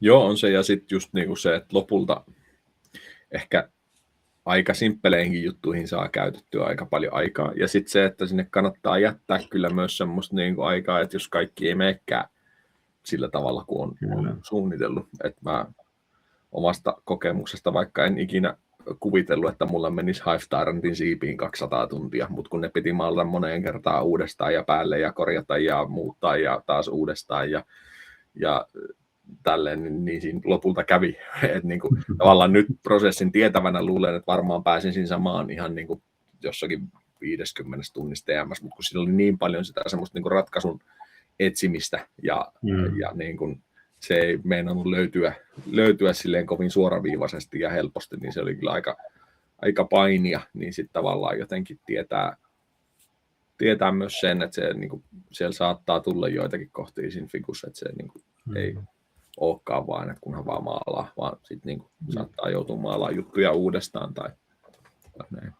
No tuo ratkaisun etsiminen on kyllä hyvä pointti, että se on myös semmoinen nykyään vähemmän, mutta etenkin aikaisemmin tappeli pitkään ja monesti just jonkun fiikun kanssa. No esimerkiksi dioraamassa, kun pötköttävän sisterin olkasuojaa teki, niin jotenkin tuntui siltä, että oli eikä tehnyt muutaman tunnin ja sitten pyyhkii maalit pois ja aloittaa alusta ja kaikkea, niin tulee tietty semmoinen fiilis, että ei hitto, että aika meni ihan hukkaan, että jos mä olisin vaan heti tehnyt näin, niin mulla olisi mennyt tähän X tuntia, mutta nyt meni niin kuin 3-kertainen aika, mutta se kuuluu vähän niin kuin siihen prosessiin, että sitä tekee ja turaa ja tajuu, että ei näin ja aloittaa alusta, että ei se niin kuin turhaa duunia ole, vaikka se sillä hetkellä saattaa siltä tuntua, mutta se on se, mikä johtaa sitten siihen lopputulokseen sitten. Kyllä. Joo, sitten taas sekin, että mitkä on niinku tavoitteet johonkin kisaan. Jos miettii tuollaista Golden Demonia ja haluaa osallistua vaikka 4 kategoriaan, niin sitten niiden töiden kannattaa olla kaikkien semmoisia, että siellä ei ole liikaa ongelmanratkaisua tai siellä ei liikaa juttu, mikä voi mennä pieleen tai liian monimutkaisia, että joutuu tekemään niitä päätöksiä, että no, piilanko tämän loppuun vai skippaanko yhden entry. Tai jos taas lähtee niin toisinpäin, että no mä teen tämän entry loppuun, niin mitä luultavasti mulle jää aikaa sitten valita, että teenkö toisen vai piilaanko tätä lisää, jolloin pystyy tekemään vähän fiksumpia valintoja tai sen mukaan vaikka kunnianhimon tai miten resurssit elääkään, että pelaa siihen sitä niin kuin fiksuutta siihen, että ei yhteen työhön, vaan niin kokonaisuudessa, mitä haen vaikka tuolta kisalta, jos lähtee niin kisalähtöisesti maalaamaan. Kyllä. Ehkä jopa suosittelisinkin varmaan ekoihin kisoihin semmoista, että tekee vaikka useamman kategorian pikkutyöt ja skouppaa vähän sitä, että mihin se riittää ja mitä se näytti ja miltä tuntuu maalata vaikka näin monta työtä erilaisia juttuja, mistä oikeasti kiinnostuin ja mikä sytyttää siellä kisassa sitten. Sitten seuraava lähtee hakemaan vielä enemmän inspiraatiota. Astetta. Ja se mahdollistaa senkin, että sieltä sitten, jos niistä 3-4 työstä löytyykin se yksi, joka tuntuu tosi siistiltä ja ihan omalta maalata, niin sitten sille voi antaa sen ajan myös. Juu. Että jos on tehnyt ensin se yhden työn, joka oli vähän sinne päin ja sitten 3 viikkoa ennen löytää, että hei vitsi, tämä on siisti, niin siinä voi mennä yöunet, kun sitä lähtee rykimään sitten parhaiten päin. Sepä. Kyllä. Mutta kyllä mä niin sanoisin kanssa, että jos sulla on joku siisti idea, niin kyllä se, niin, en mä tiedä, kannattaa toisaalta vaan seurata omia ideoita ehkä tiettyyn pisteeseen asti, että ei niin liikaa jotenkin jarrutellakaan, että vaan miettii, millä tavalla sen toteuttaa ja kunhan se niin on toteutuskelpoinen, niin silloin mun mielestä ei mitään. Ja silloin arvoisa, niin vaikka ei sitä osaiskaan tehdä niin ns. Hyvin tai niin kuin se pitäisi, niin viedä jonnekin ja jutella, että hitto on muuten hyvä konsepti, mutta mä olisin tehnyt vaikka paljon tiiviimpänä. Hitto on hieno konsepti, mutta toi puun skulptaaminen pitäisi olla vielä paremmalta kanteen siihen keskittyä, vaikka tehdään uusiksi tai jotain muuta vastaavaa. Että ei se ole mikään niin kuin huono juttu viedä myöskään niin kuin epäonnistunutta työtä tavallaan näytille. Kyllä. Ja sitten mä niin kuin, nyt vaikka ollaan näitä demonitöitä monien kanssa ideoitu tässä, niin sitten kanssa ehkä niin kuin välillä on tullut semmoinen olo, että no, lyttääkö vähän helposti tavallaan niin jonkun idean, mikä jollakin on. Mutta ehkä siinä on niin kuin oma ajatus enemmän se, että on niin kuin tehnyt monenlaisia virheitä itse niin kuin aiemmissa demoneissa. Ja sitten on niin kuin vähän kantapään kautta ehkä oppinut jotakin juttuja, just vaikka tuosta niin kuin työn tiiveydestä ja kaikista tällaisista jutuista, niin sitten niin kuin mielellään ehkä jotenkin yrittäisi auttaa, että ei tarvitsisi ainakaan niitä ihan samoja virheitä toistaa sitten, tai virheitä, mutta semmoisia niin ongelmakohtia niissä töissä sitten, mitä muut on tässä tekemässä. Et mä muistan esimerkiksi vaikka eka dueli, minkä tein. Se on niin kuin ihan liian iso ja staattinen ja semmoinen niin kuin vaan neliskanttinen nyt niin kuin jälkikäteen ajateltuna. Ja en mä, niin kuin, kyllä mä olisin, jos mä nyt niin kuin neuvoisin itseäni siinä kohtaa, niin olisin neuvonut tekemään monia juttuja toisin. Mutta kyllä nyt silti ihan siisti työ tuli ja se niin kuin pärjäsi jollakin tavalla ja näin, mutta silloin olisi ehkä itse toivonut, että joku olisi niin kuin suoraan sanonut, että hei, että se on vaikka liian iso tai jotakin. Toisaalta niitä ideoita tulee, että se idea, joka nyt on, se ei todennäköisesti tule olemaan viimeisesi, ellet jää auton alle. Se ei ole kenellekään toivottavaa. Niin se, että ei kannata liikaa niin kuin rakastua siihen, että saa sen täydellisesti toteutettua sen oman ideansa. Että mieluummin lähtee siinä innossa tekemään sitä ja se menee sitten vihkoon tai sitten se onnistuu tosi hyvin ja kaikki juhlistaa sitä sitten, kuinka hieno se työ on. Mutta aina tulee se seuraava idea sitten ennemmin tai myöhemmin, jota voi sitten lähteä toteuttamaan. Kyllä. Kyllä. Ja just ehkä ei niinku liikaa kannata säästellä ehkä niitä ideoita silleen, että no mä en ole vielä riittävän hyvä maalaamaan tätä tai tälleen, että jos sulla on joku hyvä idea niin, ja sä oot innostunut siitä, niin se kannattaa tehdä, koska luultavasti sä et välttämättä ole vaikka 2 vuoden päästä enää siitä samasta ideasta innostunut ja sulla saattaa olla joku toinen idea ja niitä voi aina niinku, ideoita löytyy aina, että sit vaan niin tosi tärkeää mun mielestä vaan mennä sillä, että mikä niin sillä hetkellä nappaa ja tuntuu hyvältä ja oikealta tehdä. Niin ja figujakin tulee. Mä justi tein itselleni katalogia, totesin, että mulla on varmaan lähemmäs 40 erilaista display-figua kaapissa ja numero tietysti kasvaa joka matkan jälkeen, niin jos mä jokaista lähtisin tekemään huipputasolle ja niin kuin viimeisen päälle, niin mä olisin eläkkeellä, kun ne olisi valmiit. Tai ei sitäkään, koska mä olisin ostanut joka matkalla sitten lisää niitä, tai olisi tullut taas uusi julkaisu. Niin ei kannata surra, jos se meneekin vihkoon sille ensimmäisen 5 tunnin jälkeen, että aina on seuraava figukin. Jollakin tasolla se, tietenkin jos mietitään kisoja ja jotain kategorioita ja muuta, niin sen idean niin realiteetin tsekkaaminen on ollut hyvää keskustelua vaikka tuolla GD-kanavilla ja muutenkin, että mikä on vaikka dioraama ja onko tämä unitti ja muuta semmoista, että jos se ajatus on, niin se on jonkinlainen validointi siitä, että onko nyt menossa oikeaan suuntaan, että siinä on vaikka CTS-meiningit on tosi hyvä juttu, koska ei tarvitse olla vaan itse sen kanssa ja sitten mennä sinne kisaan, ja sitten tuomari on ensimmäinen, joka sanoo, että eihän tämä muuten toimi, jonka on sitten joku muukin saattanut sanoa, että hei, tässä pitää olla 3 figua eikä 2 tai unitti. Että oli lähtökohtaisesti vaikka vähän niin virheellinen, niin että se idean validoiminen, että joo, kyllä kannattaa tehdä tuota. Tai eteenpäin kehittäminenkin, että jos se kaveri sitten sanoo, että hei, mites tämmöinen ajatus tähän vielä, tai että jos kehittäisi tuohon, niin se niin kuin yhdessä sen idean kehittyminenkin voi olla, siitä puhuminen vaan porukan kanssa. Yeah. Kyllä. On kyllä tärkeää, jos se idean kehittäminen. Itse on helvetin huono tekemään päätöksiä ja on niin kuin alustava joku idea ja sitten tuleekin näitä 10 erilaista konseptia ja mikä näistä on vähiten paska. Tämä on se lähtökohta, mikä on vähiten paska.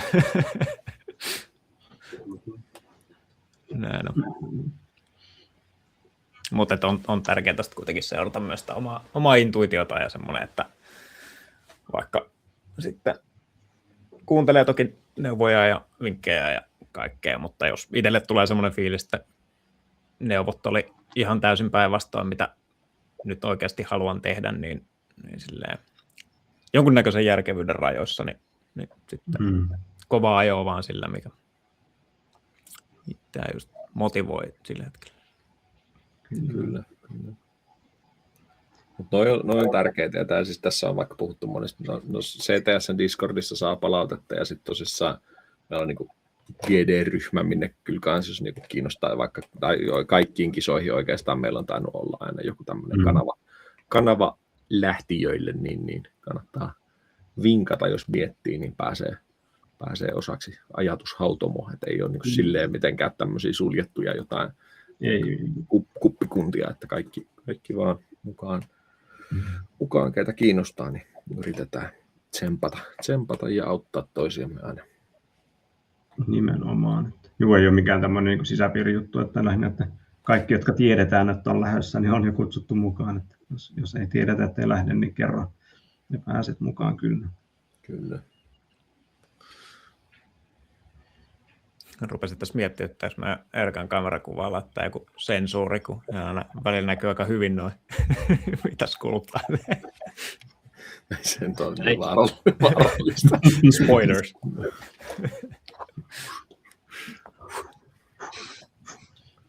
Joo. Jälkikäsittelyssä Enemmän mä mietin tätä, kun mä niinku skulptaan tässä niinku tälle, että mä katson alaspäin koko ajan, niin että kuin niinku häröltä se näyttää videolla, että mä vaan tuijottelen omaa harvelia. Näetkö se on ihan normaali? Ihan perus.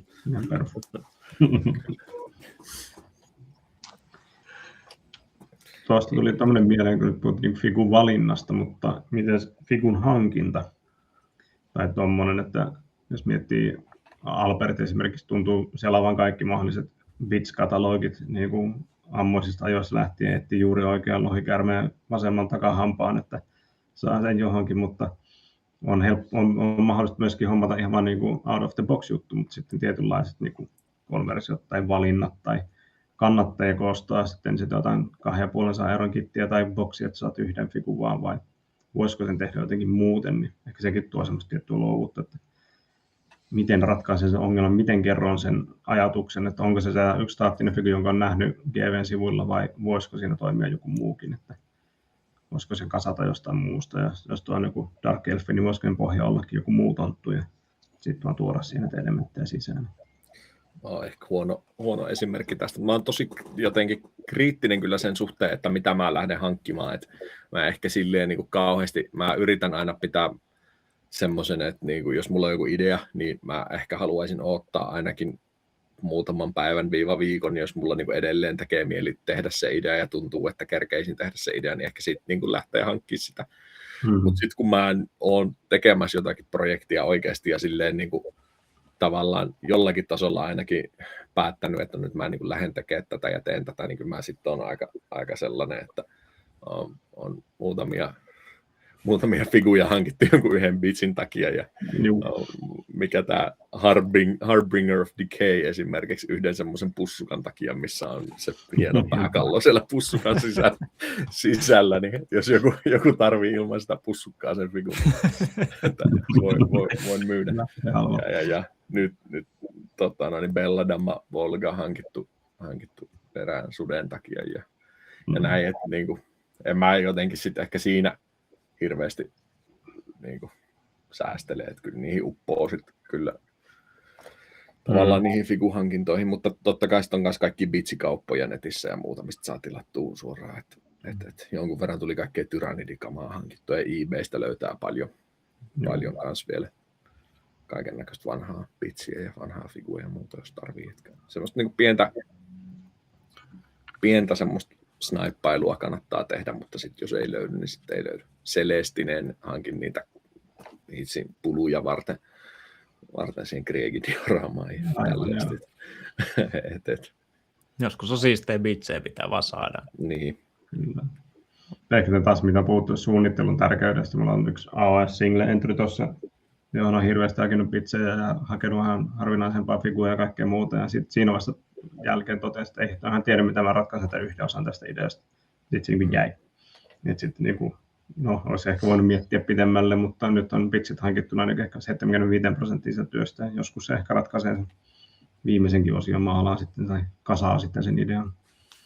No, tuommoista huordaamista tulee kyllä tehtyä, että viime GD:ssä Erkalle ainakin, ja olisi varmaan muitakin, mutta puhuin että tekisi Escher-kaartilaisia ja vähän tämmöistä Necromundian Guard-tyyppistä hommaa, aina kun näkee jotain siistejä bitsejä, tuonne niitä on kaappiin huordannut ja on kaiken näköisiä kadialaista lisäpalikoita ja Escher-Weapon kittejä ja kaikkea muuta, mutta projektia ei ole itsessään edistetty ollenkaan, mutta ostaminen on kyllä niin kuin, se on helppoa ja tuttua. Se on helppoa ja hauska.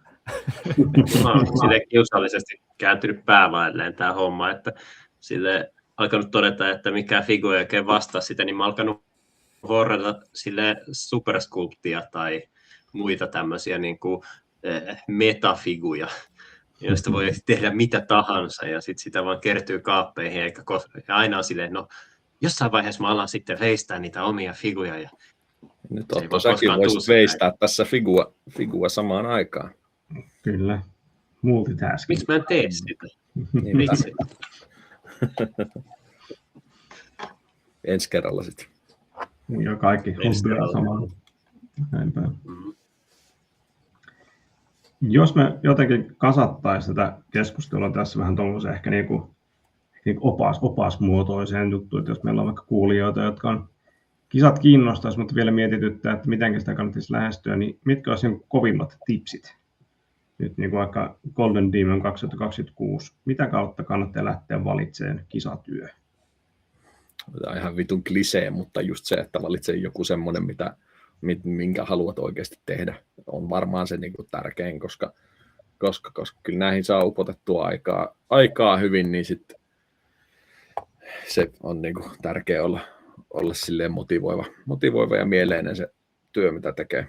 Se on ainakin yksi mun mielestä. No, ja sitten on periaatteessa etenkin, jos on niin kuin ensimmäistä kisatyötä tekemässä, niin GD-kontekstissa etenkin, niin toki kannattaa tietyissä rajoissa kokeilla ja harjoitella uusia juttuja, mutta jos tekee ekaa työtä, niin ehkä valitsee figun sillain, että siinä on elementtejä, missä tietää, että on esimerkiksi hyvä, tai että on vaikka hyvä tekemään ajoneuvoa, niin valitsee ajoneuvon, tai tosi hyvä maalaamaan ihoa, niin ottaa jonkun, missä on enemmän ihoa, ja niin kuin tälleen ei tämä nyt ole mikään, näin on tehtävä, mutta voi helpottaa sitä valintaa kanssa.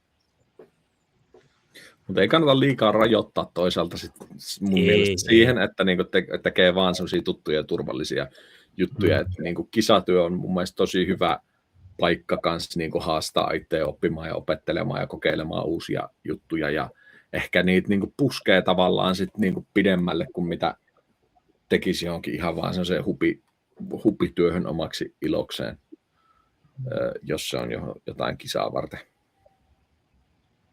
Niin realiteetit, että jos tietää, että on aikaa käytettävissä ja visio, jota pystyy puskemaan ehdottomasti. Jos haluaa pelata niin turvallisemmin, niin sitten lähtee tekemään semmoisen niin turvallisemmin, minkä on vaikka joskus maalannut ennenkin, niin ovat näkee, että mihin tämänhetkiset taidot riittää.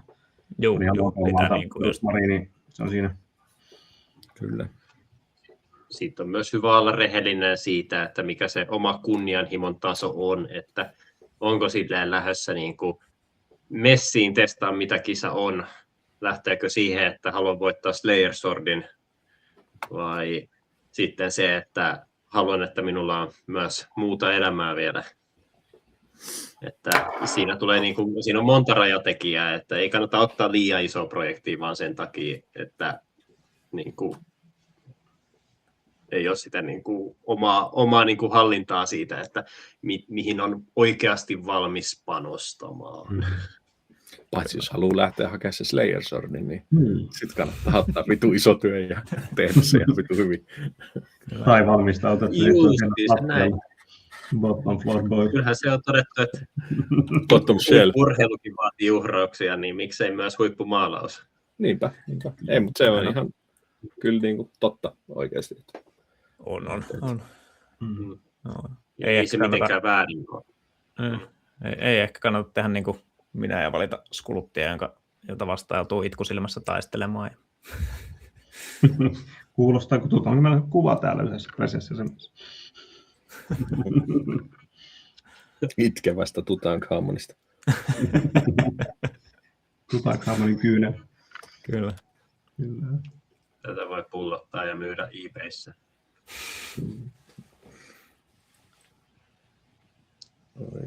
Joo, ehkä nuo ohjeistukset, että tehdään niin työ, jonka tietää, että pystyy tekemään, tai miettii, että pystyykö tekemään tämän ennen kuin laittaa ostohousut jalkaan. Että ostaa uusi Trends Crusade-boksi tuli, että mä haluan tehdä konversiossa ja kaikki muodostuu niin joskin abominaatioksi. En ole koskaan skulptannut mitään, mutta kyllä tämä onnistuu. Vähän niin miettii ennen kuin vetää vaikka 200 euroa tiskiin, tai mikä minä olen tuomitsemaan kenenkään rahan käyttöön, mutta järkevyyden kannalta. Toi oli mun mielestä tosi hyvä toi just, että niinku miettii sellaisen työn, minkä niinku oikeasti pystyy tekemään. Semmoinen niinku realismi siinä. Ja se on semmoinen, mitä oppii just tekemällä, oppii arvioimaan, että onko tämä semmoinen itselle realistinen projekti. Että... Niin, onhan se figussakin, että niin onko se silleen skaalautuva myös, että onko siinä tilaa esittää justiin niitä taitoja, joita sä haluat esim. Kehittää, tai jos sä saat hyvää ja jota sä haluat oikein show-offaa sitten siinä. Ja sitten se, että jos sä sitten huomaat, että sä oot saanut sen hyvän pisteeseen ja haluat sitten vielä eteenpäin viedä sitä, niin onko siellä tilaa esimerkiksi freehandeille, millä voi sitten vielä steppaa ylöspäin sitten siinä tekemisessä. Kyllä. Niin. Ehkä tämmöinen kysymys vielä tähän niin liittyen, että mitä olette mieltä siitä niin kilpailun tai kontekstin skannaamisesta, että jos nyt on fiilis, mulla on tämmöinen ajatus ja se kuulostaa tosi kivalta, niin kannattaako katsoa, että mitä on vaikka tehty ennen tai mitä muut on tekemässä, vai mennään vaan silleen, että tämä on mun mielestä hyvä, niin tällä mennään. Kuinka paljon kannattaa tutustua? Mutta taas varmaan riippuu vähän kisasta ja tyypistä ja näin, mutta kyllä mä ainakin silloin alkuun aika paljonkin tykkäsin kyllä katsoa, että mitä on aiempina vuosina ollut ja miten ne on pärjännyt. Ja ei ehkä silleen semmoisena skannaamisena, että no tota mä en voi tehdä nyt tai muuta. Ehkä pikkusen sitäkin, mutta enimmäkseen ehkä enemmän sellaista jotenkin opiskelua vähän, että okei, että tämmöinen työ on pärjännyt hyvin, että mikä tästä tekee hyvän ja että onko tässä jotain semmoista, mitä mä voisin ottaa tästä siihen omaan työhöni mukaan kanssa. Ja ehkä myös siinä semmoisessa, kun puhuttiin nyt tuosta tavallaan kunnianhimosta kisoihin lähtiessä, että mitä lähtee tavoittelemaan sinne, niin ehkä semmoiseen se nyt voi olla, että jos on jollakin tapaa realistinen omista kyvyistään, niin voi olla ihan hyvä työkalukin, mutta sekin, että figut näyttää tosi eriltä netissä kuin livenä usein, että ehkä helpompi, että jos ihan ekaa kertaa lähtee kisaamaan, niin ehkä skannata se oma taso verrattuna muihin vasta siellä paikan päällä tarkemmin sitten VS-kuvissa, että ja taso kuitenkin kasvaa tosi kovaa tahtia joka vuosi tällä hetkellä, että työt, jotka on pärjännyt vaikka 2022, niin ei luultavasti enää pärjäisi vaikka ensi vuonna. Niin sellaistakin miettiä. Mut joo. Tästä kuvista puheen ollen surullisin oli, kun Montessa kattelin Masters Painting, oliko se historical puolta, että on kyllä nyt tosi Mark Masklansin näköistä, mutta jos tämä kaveri vähän harjoittelisi, niin se pääsisi varmaan vielä sen tasolle. Ja sitten jälkikäteen tajusin, että hetkonen, se taitoi olla Markin työt siinä ne vaan näytti niin erilainen kuvalta. Päivän pientä treeniä. Silleen, onneksi mä en sanonut tätä kenellekään. Ja on tämä nyt pari vuotta myöhemmin tälleen. Joo. Että kuvat voivat huijata. Kyllä. Etenkin GD-konteksti tulee jonkun verran. Skannaaminen on taas aika voimakas sana, mutta kans just, opiskelumielessä, niin kuin Elkkakin sanoi, ja sitten se, että jos on joku idis, monesti suurin osa ideoista kuitenkin, mitkä hautoo päässä, niin on tavalla tai toisella saattaa pohjautua johonkin toiseen figutyöhön, mitä ei välttämättä sitten muista, että on nähnyt tai olisi niin kuin perinteiseen taiteeseen tai mihin tahansa, niin sen verran tsiikailee, että hetkinen, että onko joku muu nyt duunannut tämän ihan saman homman joskus aikaisemmin, että siinä vaiheessa sitten, kun on hirveän määrä aikaa tullut käytettyä, ja hitto, mähän tein saman työn kuin joku kaifari vaikka 3 vuotta sitten. Jotain tämmöistä. Kyllä. Mulla on tähän hauska tarina. Mun ensimmäinen GD-työ ikinä piti olla siis 2022 sinne Nottinghamin demoniin. Mä olin tekemässä jo ennen kuin koko demoni oli announcattu, niin mä olin tekemässä Lehman Russ vs. Lion duelia. Ja mulla Lehman Russ oli hyvällä mallilla jo, ja sitten oli Adepticonin demoni, ja oli jo suunniteltu just, miten mä olin lukenut sen kirjan siitä, ja kohtauksen kirjasta, missä ne ottaa yhteen, ja miettinyt, että joo, että itse asiassa niin jossain portaikossa ja muuta, ja mä katson Adepticonin töitä, ja sitten mä näen jonkun niin kuin hämmyisen kuvan sieltä vitriineistä, missä näkyy niin kuin Lehman Russ ja Lion dueli, ja mä olin, että ei vittu, että toivottavasti toi on huonosti maalattu. että toivottavasti toi ei pärjää, että niin kuin siinä menee mun idea muuten. Koska ne figut toimii ihan tosi nätisti duellina sille semmosena niin kuin 2 figua katsoo toisiaan duellina, että joo, en ehkä lähtisi oikeasti enää tänä päivänä tekemään sitä, mutta siinä kohtaa. Sitten mä katsoin jotain live-striimiä jostain Instagramista sieltä palkintoja, niin ei vittu, se voittaa kultaa. Se oli Steve Garcia teki Lionel Johnson vastaan Lehman Russ duelin portaikossa. No se oli siinä kirjassa portaikossa, että se ei tavallaan niin kuin ehkä ollut mitenkään. Mutta se oli niin kuin tosi samanlainen, mitä oli itse suunnitellut. Ja näin, niin se oli kyllä aika musertavaa. Ja sen jälkeen mulla on tullut sellainen pieni trauma reaction aina, että jos on niin kuin jotain työn alla ja Adepticon on menossa, niin sitten kyllä niin kuin kovasti kyttäilee, että ei kai siellä niin kuin ole jollakin taas ihan samalla.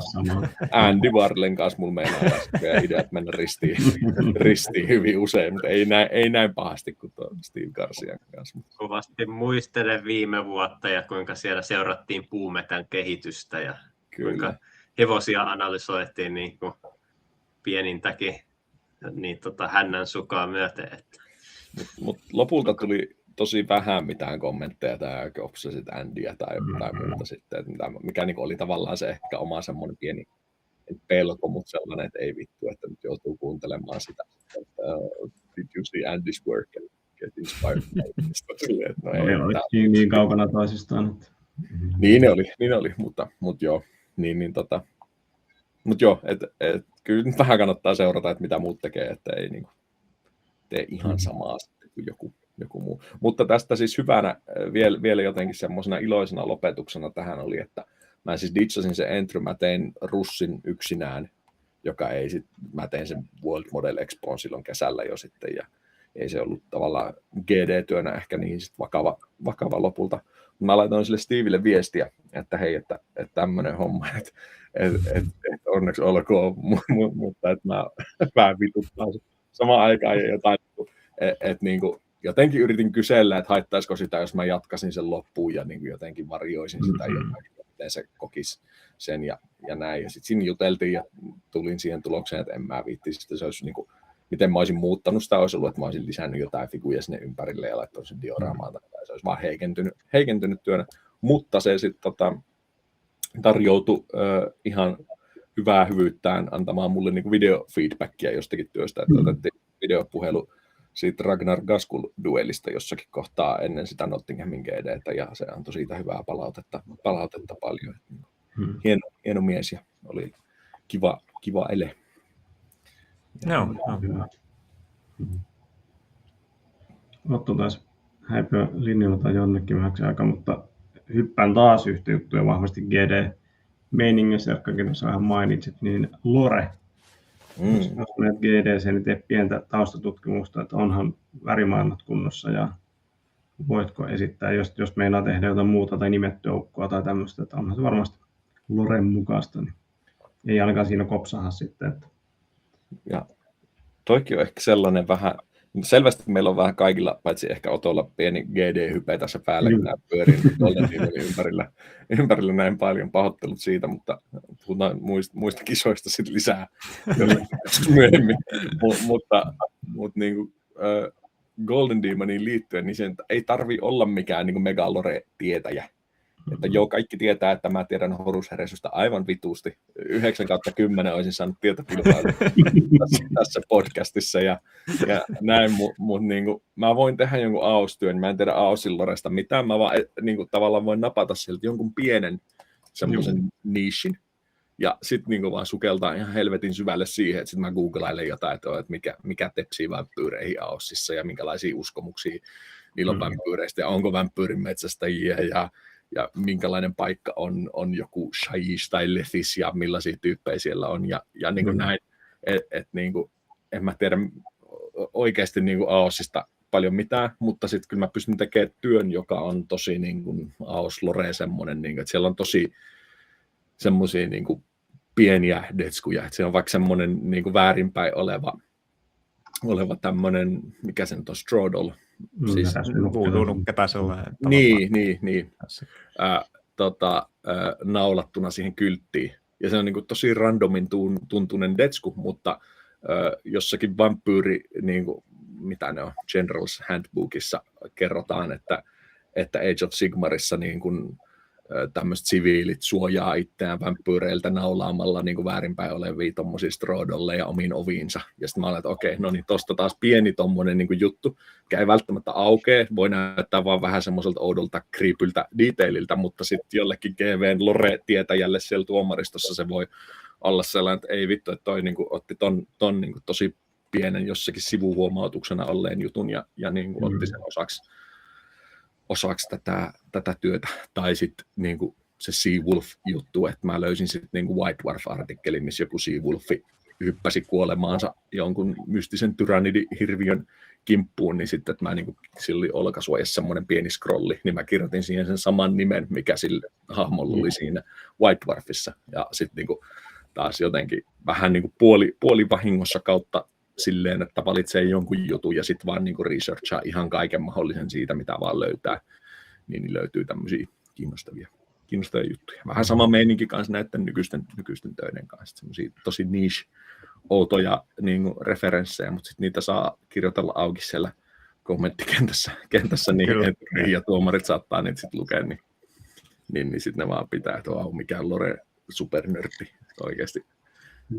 Niin, eihän tämä rajoitu tuohon, vaan historiallisellakin puolella parhaimmillaan joku on veistänyt omat mitä nämä Napoleon niin figut, ja sitten sieltä vaan kommenttikentästä joku tulee kommentoimaan, että väärät napit.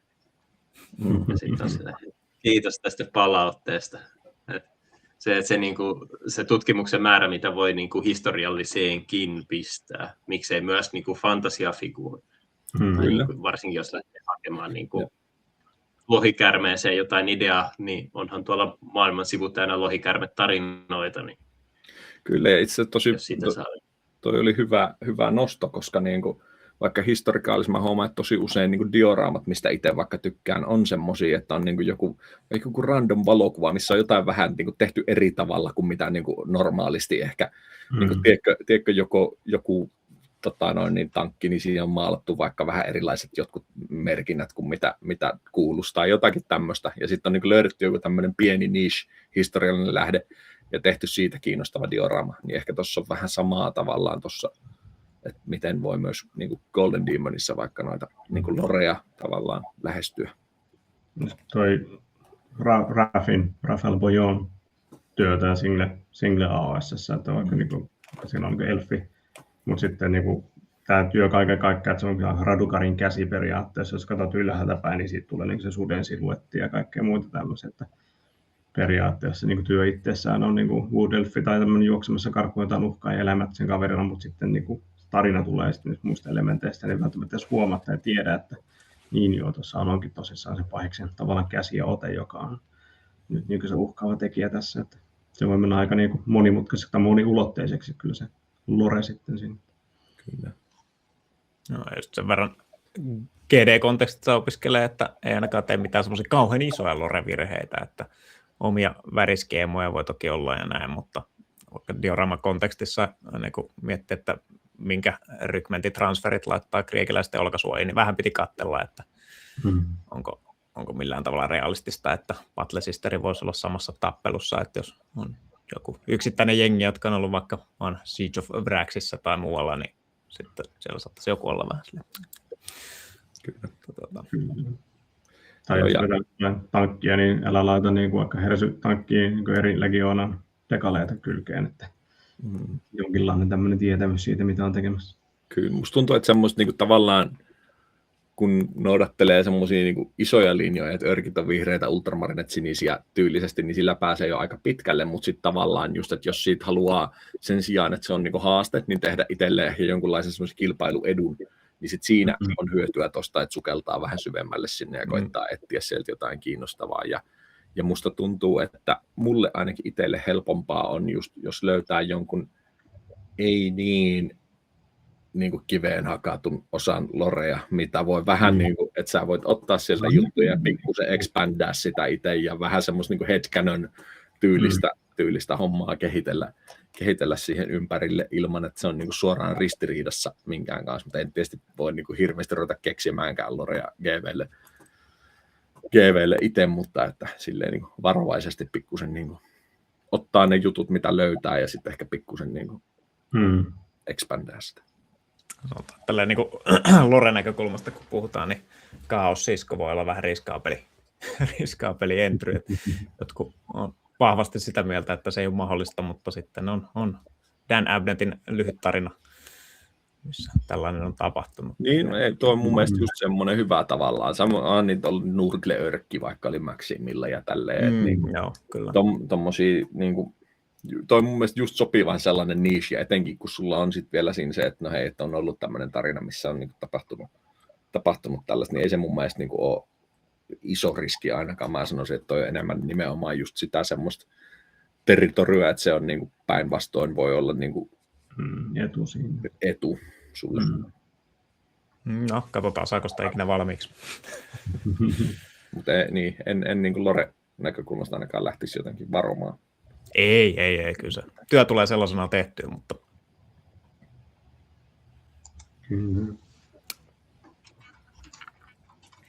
Jep. Kyllä, aika kattavasti kisatyön valintaa. Tuleeko vielä jotain mieleen tässä vaiheessa? Mä epäilen, että tämäkin osaten palataan vielä joskus, varsinkin niin muulla fokuksella kuin GD:llä, että mitä voit ja kannattaa tehdä vaikka storytellingiin tai mitä tarkoittaa työ fantasy paintingiin tai openiin tai muuta. Ei varmaan mulla ainakaan mitään isompaa muuta. Vähän tämmöistä ajatuksen virtaa ollut. Toivottavasti sieltä on jotain hyviä tärpejä. Valitse kiva figu, mitä on kiva maalata. Sitä ei kerkeät maalata. Mutta yleisölle kuulijoille, mikäli aiheesta herää kysymyksiä, niin tervetuloa CTS:n Discordiin esimerkiksi ja esittämään moisia kysymyksiä ja haastamaan vaikka omia kisatöitäsi, että no tämmöistä on miettinyt, onko tässä järkeä tai mitä tekisitte toisin tai mitä olen tehnyt hyvin, niin eiköhän niistä aina keskustelut saada. Ja jos kiinnostaa lähteä kisoihin tänä vuonna, oli sitten kontrastia tai GD:tä tai montteja tai muuta, niin kerro toki. Ja me aina kutsutaan kyllä porukkaa myöskin näille kisavalmistelukanaville, että siinä on hyvä jutella näistä niin reissuista. Oli sitten matkajärjestelyitä tai sitten brain trustia sitten näiden töiden kanssa, niin kerro itsestäsi, haluamme tietää. Kyllä vaan. Mutta ennen loppua, niin meillähän on siis spektaakkelimainen Erkan erikoiskorneri, mikäli Erkka on niin skulptauksessa siinä vaiheessa. Joo. Tässä mä keksin yhden kysymyksen lisää. Oikein hyvä. Luvassa tänään siis kysymyksiä ja haluatko Erkka briefata, mistä tänään on kyse? Joo, nyt palataan nyt taas juurille ensimmäisen jakson tyyliin. Meillä oli ensin rapid fire questioneita silloin Eetulle, niin nyt tällä kertaa otettiin Antti, eli Antonio tähtäimeen, ja kuvassa näkyy, kun Antonio tapansa mukaan tekee kisatyötä ajoissa tuossa Monten parkkipaikalla paikalla kuntoon. Ja ehkä siitä näissä kysymyksissäkin, mutta siis täällä on nyt päivitettynä 16 kysymystä ja semmoisia nopeita vastauksia, mutta voi näistä vähän kertoa enemmänkin. Tämä ei ollut kauhean kilpailullinen tämä formaatti. Mun mielestä Eetulla oli pari kysymystä vähemmän ja tälleen. Niin, joo. Mikä kunnia. Tästä voi saada hyvän mielen itselleen, jos on omasta mielestään riittävän nopea. Joo. Kuulostaa hyvältä. Haluatko joku kuitenkin ottaa aikaa? No niin, laitetaan pyörimään. Otto laitto. No niin, hetki. No niin, tossa aika alkaa nyt. Eka figu, jonka maalasit. Helkkari. Tuommoinen siis Night Goblini. Joo. Vanha GV, tosi vanha. Joo. Lempisivellin. Windsor on nyt Series 7, koko 2. Monte vai Golden Demon? Monte. Pet peeve tai asia, joka ärsyttää figuissa. Multlineit. MPO Bristol vai SMC? Ai, että SMC. Bristol Race oli kyllä kans kiva. Bristolin Painting kulta vai SMC Storytelling kulta? Tämä on paha. SMC Storytelling kulta. Se tuntuu paljon paremmalta. Mitä meinaa Dogma 48 ja mikä siinä kiehtoo? Dogma 48 nimensä mukaisesti 48 tuntia sekavassa seurassa jossain mukavassa paikkaa toteuttaen jotain, mitä et ehkä muuten tekisi. Ja se siinä kiehtoo. Hyvä seura, aikaraja ja mahdollisuus tehdä jotain sekavaa. No sitten mielipide Golden Demon dueleiden puutikkumetaasta. Ja voit myös selittää nopeasti puutikkumetaan kuulijoille. Puutikkumeta GD-duoleissa menee sille, että mitä paskempi tikku, sitä parempi palkinto. Ihan tälleen, niin kuin, mitään tunnelmatausta tässä. Mutta kiinnostavaa. Selitetäänkö vielä enemmän? En tiedä, tarviiko sitä. Tuo oli aika hyvä vinkki taas just tämmöiselle GD-lähtiöille. Mikä sun mielipide siitä on metasta, puutikkumetasta? No ihan siis, se on jo mennyttä, että siirrytään seuraavaan metaan, että yes. Tämä on hävitty tämä peli. Hyvä, joo. No sitten vuokraatko Montesta ostamaasi villaa majoituskäyttöön? Huhut kertoo, että Antti omistaa villan jossain Monten kupeessa. Casa de Vento on käytettävissä rahaa vastaan, sanotaanko näin? Yes. Kumpi voittaisi tappelussa 5G-Peikko vai Guilliman? 5G-Peikko. ei niinku, Guilliman pääsisi edes lähelle. Yes. Maali, joka löytyy aina paletilta. Amarillo Yellow. Ice Yellow. Eniten säväyttänyt työ Ropekonin tuomarivuosilta. Täällä on parin semmoisen tekijät kyllä ihan paikan päälläkin. Mutta mikä se säväyttänyt tosi paljon. Kun mä heittäisin, että minkä se nyt on? Ei, aivot sano. Mä sanon, että Ollin työt yleensä. Olli Väre säväyttää joka koneessa. Joo, hyvä valinta. Saat kutsua kenet tahansa elossa olevan henkilön dogmailemaan. Kenet kutsut? Kuka tulisi? Kaikki tulisi. Kaikki haluaa tulla. Kaikki tulisi, niin. Kenet kutsut? Jan Tiersen. Otetaan muusikko mukaan. Okei, no niin, kova. Terveiset podcastin norjalaisille kuulijoille. Frammet Niven, se on ruotsiksi, Samma på norska. Ja sitten vielä viimeiset. Lupaathan aloittaa maalaamaan GD-työtä ajoissa. Lupasin aikaa sitten jo, enkä vieläkään aloittanut. Eli tein sen. Viimeinen kysymys. Mitä lupaat tehdä GD-työsi eteen ennen seuraavaa jaksoa? käyttää muitakin värejä kuin pohjamaali. No niin, kova. Aika. Nice. 4 minuuttia, 9 sekuntia, 71 sadasosaa. Ihan ok suoritus. Kyllä, kiitos kysymyksistä. Ne pistipä ajattelemaan. Hyvä. Siinäpä Antonio allekirjoittanut. Kiitos Erkka. Corneri taas ensi podcastissa ja kuka tietää, mitä on silloin luvassa. Ja corneriinkin saa laittaa aihetoiveita. Et mä tiedän, että podcastissa meidän pitää keskittyä pitkälti maalaamiseen ja näin, mutta cornerissa aihevapaan, niin jos tulee jotain mieleen, mitä haluaisit kuulla cornerissa tai haluaisit, että deep divataan johonkin aiheeseen, niin saa laittaa ehdotuksia. Kyllä vain. 5. jakso purkissa, paljon hyvää asiaa, paljon jää tässä sanomatta, mutta eiköhän me päästä näihin aiheisiin seuraavissakin jaksoissa. Kuka tietää, mitä jakso 6 tuo tullessaan, se ilmestynee säännöllisesti ja epäsäännöllisesti samoihin aikoihin, mutta muutaman viikon päästä.